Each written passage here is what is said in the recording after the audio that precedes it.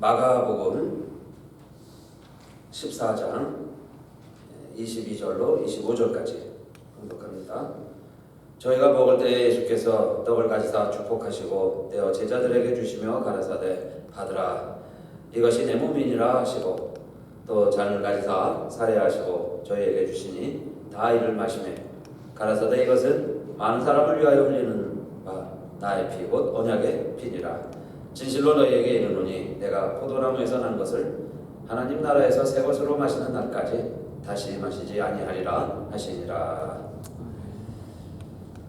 예수님께서 비유로 말씀하십니다. 어떤 사람이 포도원을 만들고 울타리를 세우고 또 구유를 파고 망대를 다 지어놓고 농부를 세워서 새를 주었다.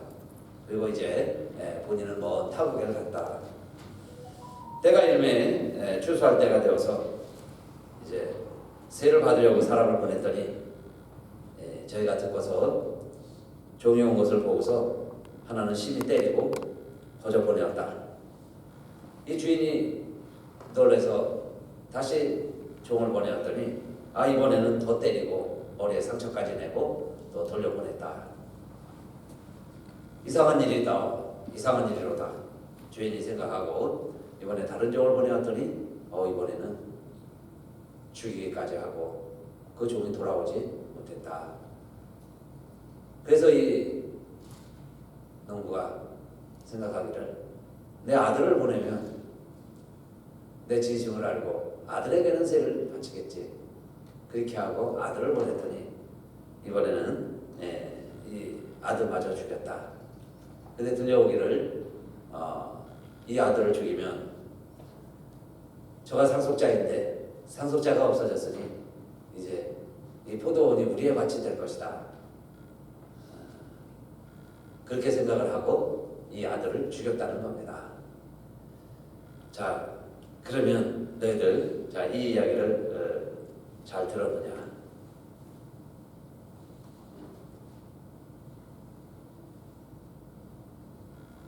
그런데 이 모든 이야기가 주로 말미암아 된 것을 이제 우리들이 듣게 되었고 깨닫게 되었다. 참으로 기이하도다. 오늘 우리가 마가복음 12장부터 14장까지 말씀인데 이 비유를 주로 말미암아 주의 이야기다. 그 이야기죠.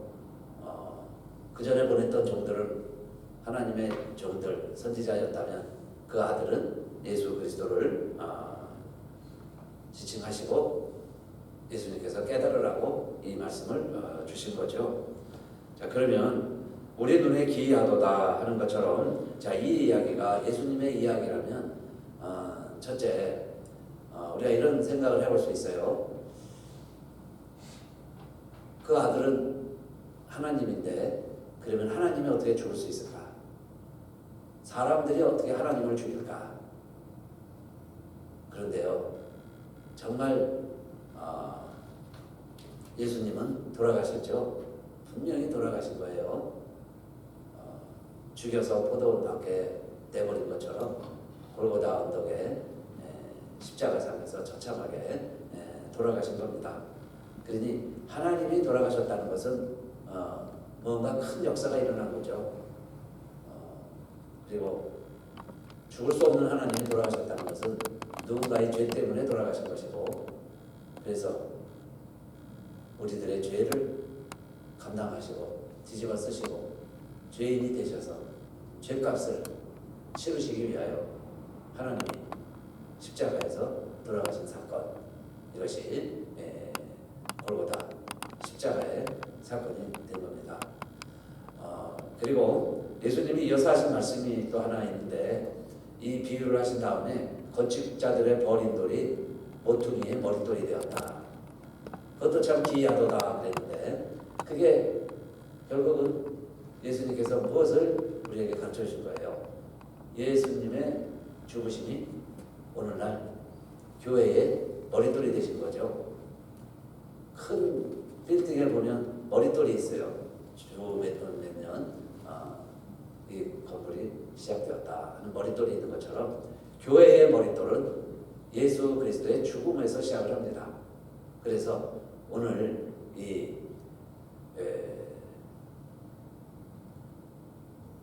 세를 내고 일을 해야 할 농부들이 아들을 죽인 것처럼 이 세상 사람들이 예수 그리스도를 죽인 것이 하나님을 죽인 사건이요. 그러나 하나님은 그 사건을 통해서 교회를 시작하셨다. 결국 부활의 증인들이 모여서 교회를 이루게 되죠. 그러니까 사람들이 버린, 건축자들이 버린 그 버린 돌이 하나님은 그걸 통해서 머릿돌로 세우셨다. 교회를 시작하게 되었다. 그래서 오늘 우리들이 이렇게 모여서 하나님을 예배할 수 있게 되었고 주님의 고난의 길을 우리가 기억할 수 있게 되고 그 사건을 또 기념도 하게 되게 됐다. 그 이야기입니다. 그런데 성경은 왜 이 사람들이 그 아들마저 죽였을까요? 아들을 죽이면 우리 세상이다. 우리 것이다. 그런데 어리석은 거죠. 어리석은 사람은 그래서 그 마음에 이르기를 하나님이 없다 하도다 그랬어요. 하나님이 마음에 없으면 내 세상이 될 것 같지만은 성경은 말하기를 어리석도다. 더 풀입니다. 더 풀. 바보들이라는 거예요. 그야말로 바보들이죠. 세금 내고 잘 살면 하루하루 1년 1년 어려움 없이 잘 살 수 있고 또 때가 되면 알아요. 주인이 열심히 일하면 일한 사람들에게 소유권을 넘겨줄지. 그게 우리 하나님의 약속이죠. 그런데 그만 자기 생각에 성급하게 아들을 때려 죽이니 그러면 내 것이 되리라. 이것은요, 아버지가 죽지도 않았는데 어차피 내게 돌아올 유산 반은 내게 주시오. 형 목제하고 그거나 똑같은 이야기죠. 하나님 없이 살면, 아버지 없이 살면 내 세상이라고 생각을 하는데 성경은 말하기를 어리석은 자는 그 마음에 이르기를 하나님이 없다. There is no God. 하나님이 없다고 사는 것이다. 하나님이 없으면 우리 세상이 된다고 생각하고 그 아들을 죽이려고 하는 것이다. 다 이 세상 사람들의 생각이고 사고방식인데 자 그런 사람들을 가리켜서 성경은 어리석다 그렇게 이야기하는 겁니다. 그러나 사람들이 죽인 예수를 하나님이 다시 살리시죠. 예수 그리스도는 다시 살아나셨어요. 지금도 하나님 우편에 계세요. 지금도 우리를 보시고 세상 끝날까지 내가 항상 너희와 함께 있으리라 약속하신 것처럼 오늘 우리에게는 성령을 통해서 성령을 보내주셔서 우리와 세상 끝날까지 늘 항상 함께 하시죠. 그러니까 우리들이 늘 뭘 기억해야 되느냐. 예수를 믿는다는 것은 우리는 죽어도 다시 산다. 왜 이 북군들이 아들을 죽이는 이야기를 예수님이 하셨겠어요. 인자도 그 길을 가려니와 그 이야기죠. 인자의 길이다. 그런데 예수님은 죽으셔서 보통의 돌이 되신 것이 아니고 다시 살아나셔서 보통의 돌이 되신 거예요. 그러니까 오늘 우리들에게 이것이 복음이죠. 기쁜 소식이 뭐냐? 우리는 죽어도 다시 산다. 이걸 예수님이 3년 설교 때마다 설교하시면서 강조하신 겁니다. 그러니까 사두개인이 이렇게 질문을 하죠. 이 사람들은 부유층이에요. 귀족층입니다. 그러니까 이 세상이 좋은 거예요. 그래서 예수님이 부활을 이야기해도 죽어도 다시 산다는 것, 영원한 나라가 있다는 것 이야기하면 믿지를 않는 거예요. 오히려 조롱을 합니다. 어떻게 조롱을 합니까? 형이 자식이 없이 죽으면 동생이 형하고 살아서 대를 이어가야 되는데 뭐 이런 데도 있을 수 없겠죠. 그런데 과장을 해서 7형제가 있는데 6째가 다 죽었다.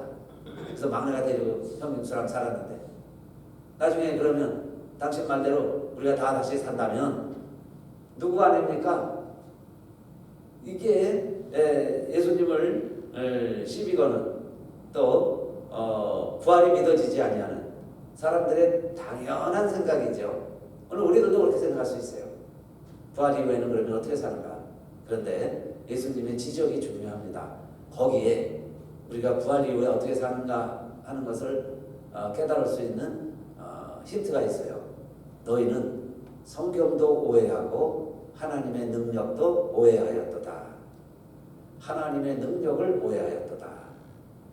죽은 자를 다시 살리신 하나님의 능력이 우리가 어떻게 살게 될지 어마어마한 하나님의 능력으로 우리가 거듭나서 새로운 피조물이 되어서 부활해서 다시 살 텐데, 그때는 이 세상처럼 시집가고 장가가야 아기 낳고 시집가고 장가가면서 살아가는 방법, 태도, 방식, 생활습관 다 필요 없을 때가 있겠죠. 그것이 유용할 수도 있지만 필요하지 않을 수도 있을 거예요. 하나님의 방법은, 그 능력은 어마어마하니까. 태양이 저렇게 이글거리는데 어떻게 온도가 식지도 않을까? 그걸 유지하는 분도 하나님의 능력이신데, 아니 우리를 죽었다가 다시 살리신다면, 죽었다가 다시 사는 능력이 하나님께 있다면 우리가 어떻게 살지는 우리의 상상과 우리의 생각을 초월하는 방법으로 살겠죠. 그래서 여러분, 1차원에 머무는 사람은요 1차원만 생각을 하는 거예요. 이 세상만. 최소한 2차원, 3차원을 생각하는 사람은 그 다음 세계를 생각하죠. 우주가 있다는 걸 알고요. 달나라에 벌써 갔다 옵니다. 조금만 눈을 들어봐도 어마어마한 세상이 지금 우리 주변에서 펼쳐지고 있는데, 아니 하나님의 능력이 우리를 죽었다가 다시 살린다는 것을 못 믿어서 그렇지, 죽었다가 다시 산다는 걸 우리가 믿는다면 왜 성경의 능력과 하나님의 말씀, 하나님의 능력을 오해하느냐, 그 말씀이에요. 그래서 여러분, 우리의 이제 예수 믿고 산다고 하는 것은 하나님의 능력을 덧입어서 우리들이 죽어도 다시 산다. 그래서 이 칠형제 이 이야기의 핵심은 이겁니다. 예수님이 반복해서 그들에게 답변을 해주면서 강조하신 말씀이 바로 이거예요. 죽은 자의 다시 사는 것을 이야기할 때, 사람이 죽은 자 가운데서 다시 살아날 때에는 여기에 강조가 있는 거죠. 장가도 가지 아니하고 시집도 가지 아니하느니라. 죽은 자의 살아난다는 것을 의논할진대 너희는 왜 이 말씀을 기억하지 못하느냐. 모세에게 이르시기를 나는 아브라함의 하나님, 이삭의 하나님, 야곱의 하나님이라고 하지 아니하였느냐. 모세 시대에 벌써 100년, 1000년 전에 있었던 아브라함, 이삭, 야곱이 살아있고 그들의 하나님이라는 것을 모세에게 이야기하지 아니하였느냐. 나는 죽은 자의 하나님이 아니라 산 자의 하나님이니라. 살리시는 하나님, 살아있는 자들에게도 역사하는 하나님, 그러나 죽은 자에게도 살아서 죽은 자도 살리셔서 산 자의 하나님으로 역사하시는 하나님. 그래서 죽은 자의 하나님이 아니라 산 자의 하나님이시다. 그래서 사순절 지내는 오늘 저희들에게 첫 번째, 여러분, 죽음이라고 하는 것은 누구에게나 다 있는데, 그러나 우리 살아있는 자들은 죽음을 두려워할 필요가 없어요. 왜? 우리 하나님이 죽은 자들을 다 살리시는 능력이 있으신 하나님이심을 믿기 때문입니다. 그게 복음 아니겠어요? 하나님이 죽은 자를 다시 살리시지 못한다면 죽음은 끝이니까 발버둥을 치고 죽지 말아야죠. 버티고 가지 말아야죠. 그러나 우리는 하나님 앞에 가면 하나님이 다시 살려주시니까, 사람들이 죽이지만 하나님은 살려내시니까, 그 능력이 하나님께 있으니까 그 하나님을 믿노라. 그 하나님을 우리가 믿으니까 첫 번째, 우리가 죽음도 이제는 종이 호랑이가 되어버렸어요. 사망아 너의 쏘는 것이 어디냐. 바울도 담대히 정죄하고 조롱을 합니다. 죽음에 대해서. 그러니까 첫 번째, 사람들이 예수를 죽이지만 두려워할 필요가 없어요. 예수님이 다시 살아나신 것처럼 오늘 우리들도 다시 살아나서 하나님의 능력으로 천국을 살게 된다 하는 거 꼭 기억하시고, 다윗이 고백한 것처럼 다윗도 많은 죽음의 위협이 있었고 대적들이 그렇게 많았죠. 전쟁을 많이 치렀고, 내가 사망의 음침한 골짜기를 다닐지라도 해를 두려워하지 아니할 것은 주께서 나와 함께 하시리라. 주님이 나와 함께 하신다. 주의 지팡이와 막대기가 나를 안위하시나이다. 내가 사망 언제 죽을지 모르는 위험하고 무서운 그 깊은 골짜기를 지나들지라도 해를 두려워하지 아니한다. 화가 내게 미치지 않을 것이다. 내가 갑자기 어려운 이상한 해를 당하지 아니할 것이다. 주께서 나와 함께 하시리라.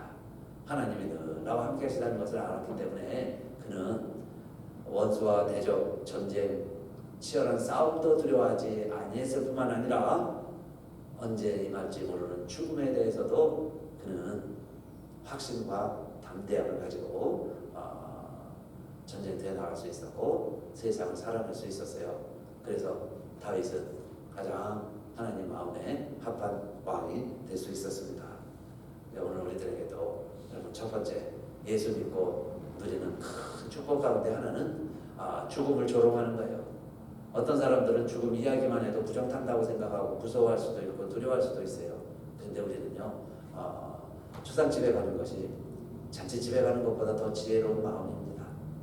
그러니까 우리를 위로하신 하나님, 그런데 다시 살리신다는 하나님을 우리가 믿게 되었으니 얼마나 이게 복음이에요. 건졌어 영원히 산다. 자, 그 다음에 우리 사람만 죽음이 있는 게 아니고 이 세상도 또 영원히 존재할 것 같은 저 하늘과 이 땅도 끝이 있습니다. 하늘이 사라지고 땅이 풀어지는 때가 있다 그랬어요. 언제 그런 일들이 벌어질까요? 주님이 다시 오시는 날. 이게 심판을 말하는 겁니다. 종말을 이야기하는 거죠. 여러분, 지구가 종말이 오는데 내가 혼자 버티고 살아날 수 있겠어요? 다 없어지는데, 다 녹아서 없어지는데, 하늘이 다 사라진다는데 우리 인생도 말할 것도 없겠죠. 근데 놀라운 사실은 그때에 우리 하나님은 하나님의 자녀들을 구원받은 백성들을 위해서 어마어마한 환난과 이 무서운 시대가 도래하는 겁니다. 그걸 환난의 때라고 그래요. 그런데 그때를 하나님께서 구원받은 자들을 위하여 날수를 감축시키겠다. 만약에 조금 더 진행되면 우리가 다 무서워서 죽을 거예요. 다 죽어나갈 겁니다. 그럴 때 하나님이 구원받은 자들을 위해서는 날수를 줄이겠다. 또 줄여도 한계가 있죠. 어떻게 우리가 다 버티겠어요? 그 마지막 때 우리 능력으로 다 버티기 힘들 겁니다. 다 힘들어요. 그래서 그 전에 휴거되는 게 축복이에요. 그런 고통을 당하지 않고 하나님 나라를 바로 가야 되는데 어떤 사람들은 그 고난을 다 겪고 주님을 맞이하게 될 때도 맞이하는 사람들도 있게 되는 겁니다. 그러니까 그렇게 기도해야죠. 그 환난의 시기가 오기 전에 또 환난을 조금만 맛보고 하루 이틀만 맛보고 빨리 우리는 들려 올라가서 주님 만나게 해주세요. 그런데 어떤 사람은 그냥 소나기 다 맞고 뛰어서 집에 가면 비 그치는 것처럼 환난이 다 끝나야 다 지나야 다 고통당하고 주님 만나면 얼마나 또 억울해요. 어차피 주님 만나는데. 그러니까 하나님의 사랑은 구체적으로 이렇게 이야기해 주시죠. 내가 그 날들을 다 감해줄 거야. 너희가 견딜 만큼, 너희가 힘들고 어려워 그걸 다 견딜 만큼만 내가 날수를 하게 하고 그 다음에는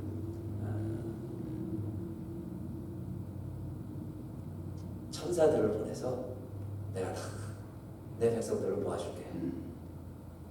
다 모아놓으면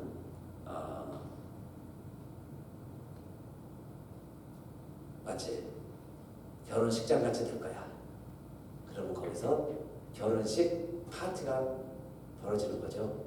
내가 다 모으리라. 그래서 모으는 구체적인 방법에 대해서는 예수님이 비록 많이 말씀하셨죠. 사람들이 안 와요. 그러니까 하나님은 모으시는 방법. 이것처럼 내가 천사들을 보내서 너희들 다 모을 것이다. 그러면 그때에 심판을 받는 사람도 있고 혼인잔치에 영생에 참여하는 사람들도 있겠죠. 그래서 왜 하나님이 이 하늘과 땅을 지금 그대로 이렇게 보존하시느냐, 왜 간수가 되었느냐, 경건치 아니한 사람들의 심판과 멸망의 날까지 보존하여 둔 것이다 그랬어요. 그러면 언제까지 하나님이 환난을 지속시키시고 우리가 견딜 만큼만 견디게 하시느냐? 하나님은 아무도 멸망치 않고 오래 참다가 다 회개할 때까지 하나님이 기다리신다는 겁니다. 그러니 이 이야기가 다 우리의 사랑 이야기죠. 하나님은 날수를 감하는데 널 너무나 또 감하면 사람들이 회개하지 못하고 멸망받으니 날짜를 조금 연장을 시키되 그 다음에 견딜 만큼만 연장시켜주고 그리고는 그 사이에 빨리 회개하고 소극장치에 참여하라. 이게 하나님의 사랑 이야기입니다. 아무도 멸망치 않고 오래 참으사 다 회개하게 이르기를 원하시느니라. 그러나 언젠가는 하늘이 사라지고 땅이 풀어지고 우리의 온 육체가 다 근원으로 돌아가는, 다 풀어지는, 그렇게 설명을 하세요. 다 풀어지는, 그게 마지막 하나님의 때다. 이 세상에서도 그런 일이 있다 하는 거예요. 그러나 우리들은 그 세상에 조금말도 두려워할 필요가 없는 것이, 하나님은 뭐라고 약속하셨어요? 우리는 그의 약속대로 의에 거하는 바 새하늘과 새 땅을 바라보도다. 새하늘과 새 땅이 펼쳐지는구나. 그게 신천지입니다. 이 신천지라는 말 참 좋은 말인데요, 사탄 마귀에게 빼앗겨버렸어요. 그래가지고 신천지 있으면 이단 대명사가 돼버렸는데, 우리 믿음의 핵심은, 성경의 가장 기본은 신천지입니다. 새하늘과 새 땅, 이에 대한 소망이 없다면 예수 믿는데요, 정말 좀 표현이 죄송하지만 안고 없는 찐빵을 드시는 거예요. 신천지를 우리가 사는 겁니다. 새하늘과 새 땅에 펼쳐질 것을 믿고 사는 거예요. 그러니 여러분, 내 한 목숨, 이 몸 살고 죽는 게 문제가 아니고, 이 새하늘과 새 땅, 온 세상이 다 없어지고 사라지고 풀어지고 하나님이 다시 짓는 거예요. 집도요, 리모델링하면 더 힘든데 아예 새 땅에다가 새 자재에 갖다가 새 집 지으면 더 쉬울 수 있어요. 하나님이 모든 것을 다 하시고, 왜? 해도 안 되니까.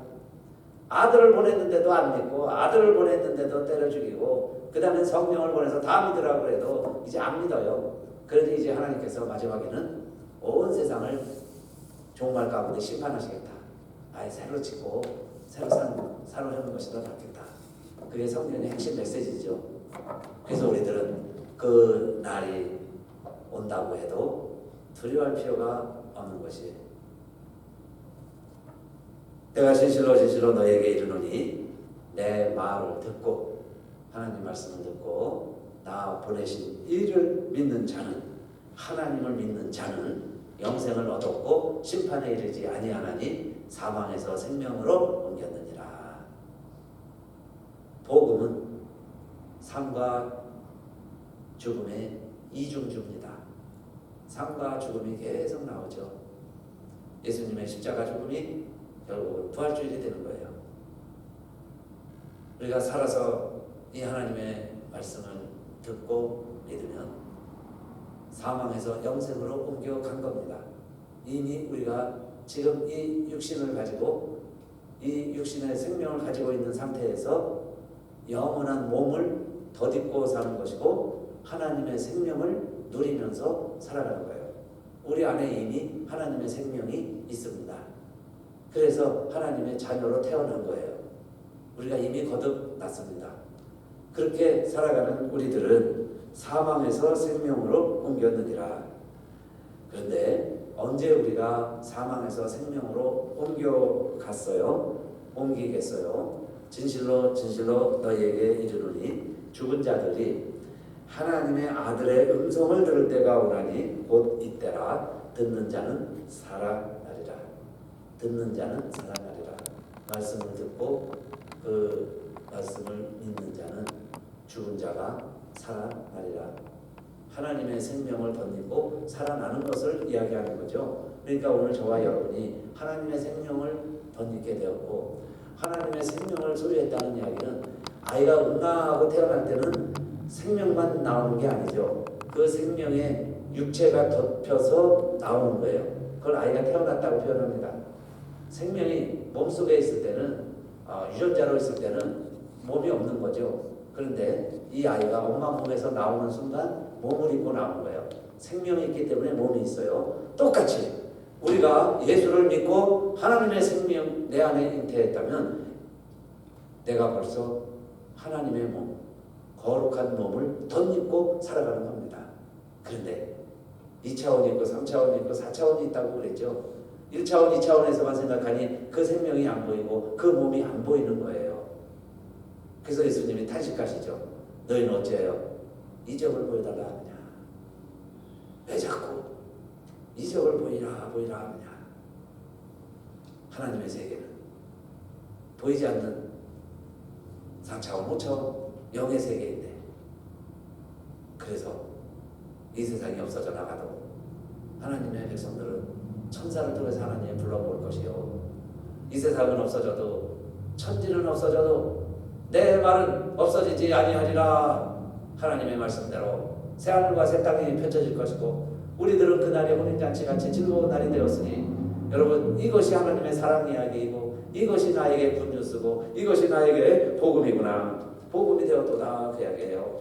그래서 천국에 들어간 사람들 이미 상망에서 생명으로 옮겼느니라. 이 옮긴 것을 어떻게 아느냐 그랬는데, 너희가 사랑하면 그랬어요. 우리가 형제를 사랑함으로, 형제를 사랑할 줄 알면, 형제를 사랑하게 되면 사망에서 생명으로 옮겨 들어간 줄을 알거니와 사랑하지 아니하는 자는 사망에 거하느니라. 요한일서 3장 14절 말씀처럼 오늘 우리들이 이제 사망에서 생명으로 옮겨갔으니 심판도 두려워할 것이 없고, 이 세상에서 우리들이 해야 할 한 가지 일이 또 남았다면 이제는 사랑하면서, 사랑의 언어는 용서라고 그랬어요. 믿음의 언어는 용서라고 그랬습니다. 용서하면서 사랑하며 살아가는 것이 천국 백성의 본분이구나. 그래서 예수님이 돌아가실 때가 되었을 때 이 비싼 향유를 모아서 사랑하는 남자 만나면 묵하게 살 꿈을 꾸던 여인이 아낌없이 향유를 깨고 그 향유를 예수님 발에 부었던 사건이 있죠. 그런데 복음이 전파되는 곳마다 이 여인 행한 일도 말하여 저를 기념하리라. 이 말씀이 계속 복음서마다 나오고 있고, 우리들이 사순절 고난주간에 읽으면서 이 여인을 기념하고 이 여인을 기리는 이유는 뭐겠어요? 예수님이 말씀하신 것처럼 이 여인은 나의 장사를 위함이라. 나의 죽음을 위함이다. 내 장사를 지낸 것이다. 살아서 장사 지낸 것이다. 죽어서는 장사 지낼 수가 없었어요. 예수님이 부활하셨기 때문에. 그러니 살아서 장사 지낸 것이다. 그런데 왜 이게 복음이 될까요? 예수 그리스도의 죽음이 뭐라고 했어요? 이것은 너희를 위하여 흘리는 나의 피다. 이것은 내가 너희를 위하여 주는 나의 몸이다. 마지막 유월절, 더 이상 유월절 지내실 필요가 없게 되셨을 때, 이제는 더 이상 못 드리게 되었을 때 제자들에게 깨달으라고 말씀해 주신 것이, 이것은 내 몸이다. 너희가 먹고 마시 내 피다. 그런데 그걸 먹고 마시는 자마다 영생을 이미 얻었는데 영생을 얻은 자로 알고 살아가라. 그 뜻이죠. 너희는 죽어도 산다. 내 피가 너의 죄를 다 씻을 것이다. 너의 육체가 죽을 걸 대신해서 내가 육체로 죽었다. 그러니 너희들은 영원히 살 것이다. 이게 예수 믿는 이유죠. 예수 믿는 축복이고, 그래서 예수 그리스도의 죽음은 우리의 죄 문제를 해결해 주신 것이고, 예수 그리스도의 죽음은 우리의 두려움을 극복할 수 있는, 몸이 다시 사는 것을, 죽은 자에 다시 사는 것을 우리들이 깨달으라고, 알도록 실제로 보여주신 사건. 말로만 하시다가 이제는 정말 그렇게 살아나신 하나님의 사건, 이것이 십자가 사건이 된 겁니다. 베드로가 예수님을 따라가다가 왜 3번씩 모른다고, 나는 저 사람 모르는 사람이야 라고 이야기했을까요? 그 이유도 죽음 때문이죠. 지금 어설프게 예수 믿는다고 그랬다가 내가 예수님 제자로 같이 3년 지낸 것 이제 들통나면 예수가 지금 죽는 판인데 저 사람들이 나도 죽일 것이다. 이 죽음에 대한 두려움 때문에 자기가 계획하고 그렇게 했겠어요? 죽음이 엄습하니까, 두려움이 엄습하니까 그 공포에 질려서 사람들이 공포에 헛된 일을 하는 거죠. 하지 말아야 될 일을 이 공포 때문에 하는 겁니다. 또 하나는 욕심이고, 그래서 공포와 욕심 지수가 있어요. 공포가 극심히 이르는 사람들이 하지 않을 거, 평소에 안 하던 엉뚱한 행동을 하고요. 욕심이 또 그때 달하면 평소에 안 하던 결정을 하고 안 하던 판단을 한다는 거예요. 그래서 이 욕심과 공포 정반대의 이야기인데 그게 지수가 있어요. 공포와 욕심에 의해서. 예수님 따라가던 베드로는 이 순간 극도의 공포 지수가 임한 거죠. 그러니 예수 모른다고 부인하게 됐어요. 그러나 그 순간에 꼬끼요 하고 다구는 소리가 들렸는데 첫 번째 다구름 소리는 안 들려요. 사람이 극도로 공포에 휩싸여 있으니까 죽을 줄만 아는 거죠. 무서워만 떠는 거예요. 그런데 우리에게는 두 번째 다구름 소리가 들릴 때가 있습니다. 두 번째 다구름 소리가 들릴 때는 하나님의 말씀이 기억나는 거예요. 하나님의 말씀이 생각나는 거예요. 그리고 그래, 예수님이 그 말씀을 그래서 하셨구나. 닭이 2번 울기 전에 내가 나를 3번 부인하리라. 그 말씀이 생각이 났을 때 베드로가요, 그 남정네가 밖에 나가서 통곡하면서 울었더라. 그런데 그 울음소리가 여러분 교회의 종소리가 된 겁니다. 교회에 반석이 되었고, 그래서 교회마다 종을 만들어 놓았고요. 고대 교회부터 성당에 이르기까지 다 종을 친 이유가 베드로의 통곡 소리. 그것이 우리에게는 두 번째 다구름 소리가 되어라 하는 소리로 땡그렁 땡그렁, 물론 시간을 맞춰주기 위해서 그 시간마다 울렸지만 그것이 믿는 사람들에게는 베드로의 다구름 울음소리로 베드로가 들은 다구름 소리가 되었어요. 우리 다시 일어나셔서 한번 찬양하시면서 주님의 말씀 들읍시다.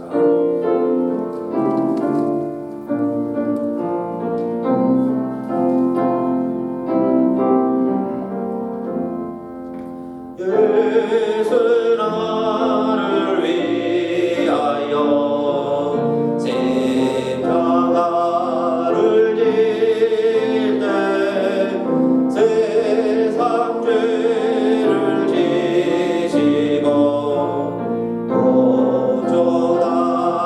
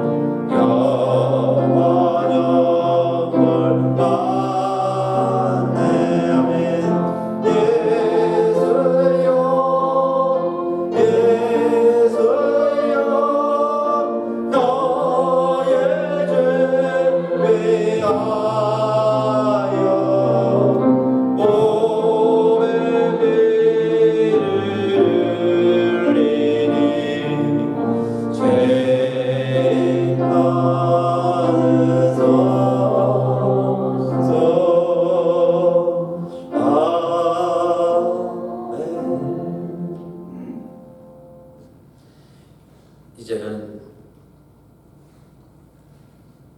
나의 좋은 친구, 아름다운 예수가 되신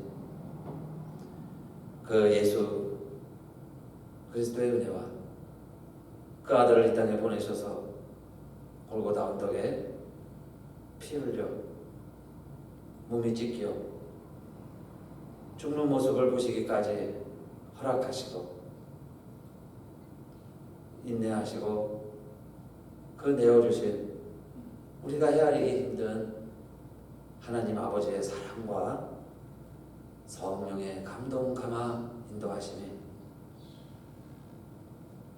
치료하심이 회복의 역사가 오늘 예배드린 우리들과 또 우리들이 맞이할 우리 한 주일과 계획하는 모든 일들과 하나님 세워주신 우리 교회와 이 땅의 하나님의 백성들 위해 이제로부터 영원히 함께 하시기를 간절히 축원하옵나이다.